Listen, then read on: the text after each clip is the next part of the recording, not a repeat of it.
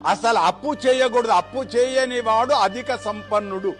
ఉన్నదానిలో ఆనందాన్ని పంచుకునేవాడు గొప్పవాడు. చెయ్యాల్సి వస్తుంది, అప్పు తప్పదు.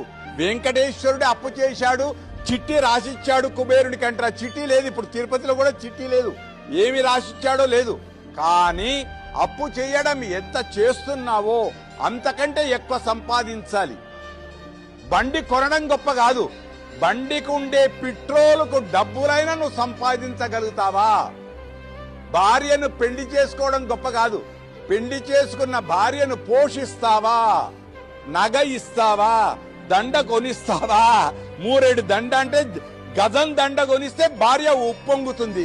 అప్పు తీసుకున్నవానికి వెంటనే 2 రోజుల ముందే అప్పు తీరితే ఆనందపడతాడు. కనుక మంచి రోజుల్లో అప్పు తీసుకుందాం, మంచి రోజుల కంటే ముందే అప్పు తీర్పేద్దాం.